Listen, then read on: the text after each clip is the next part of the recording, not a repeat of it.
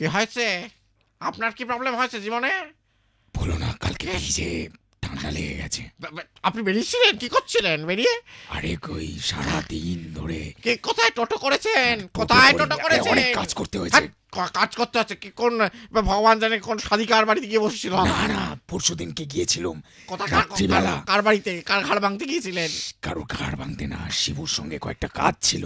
আবার? তো রাত্রিবেলা আবার? আপনি আবার বলছেন? আবার কৈলাসে যেতে আপনি হয়েছে। আবার? হ্যাঁ, আবার কৈলাসে গেছি। কতবার মিথ্যে কথা বলবেন? যতবার আমাকে কৈলাসে ডাকবে ততবার আমাকে যেতে হবে। আপনাকে ডাকতে গেছে? হ্যাঁ, শিবু। আরে ওদের বাড়িতে ঝগড়া ঝঞ্ঝাট হলেই হ্যাঁ থেকে থেকে আমাকে ডাক পাঠায়। ওদের বাড়িতে ঝগড়া কি হয়েছে?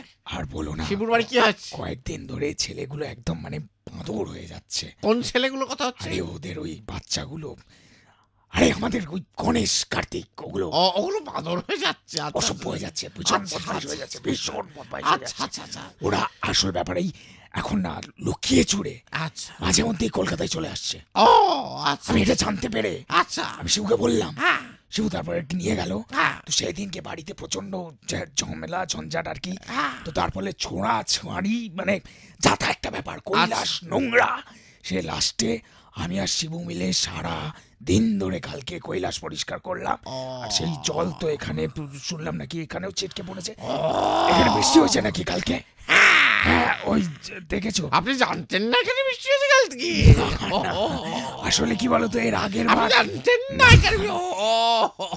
আসল ব্যাপার বাবা, আমাদের বড় বাবা কৈলাস পরিষ্কার করেছে, কলকাতায় বৃষ্টি হচ্ছে, বাবাজি জানতেন না? দার্জিলিং এ বরফ পড়েছে সেটাও জানতাম না। ও সেটা আপনার বসে বসে খাওয়ার জন্য। আমরা সবকিছু ঠিক করে রেখেছিলাম যাতে আগে কৈলাস পরিষ্কার করলে এখানে বৃষ্টি হতো। তো সেই সব আমি পাইপলাইন সব ঠিক করে দিয়েছিলাম, আবার ভেঙেছে। আবার পাইপলাইন ভেঙে গেছে না? সেই তো আমাদের বাবা কত পরিশ্রমী দেখেছেন, উপরে গিয়ে জিনিসপত্র পরিষ্কার করছে, কলকাতায় বৃষ্টি হচ্ছে উনি জানছেন না? আরে কি করে জানবো? অসহ্য হয়ে যাচ্ছে, অসহ্য জায়গা নিয়ে যাচ্ছেন। বন্ধুরা, পঙ্কজটা ছাড়াও। ছাড়বো না, আমি কানের গলা চেপে ধরেছি। আমি আপনাদের জন্য রেখেছি বিজ্ঞাপন। আপনি আবার মাঝে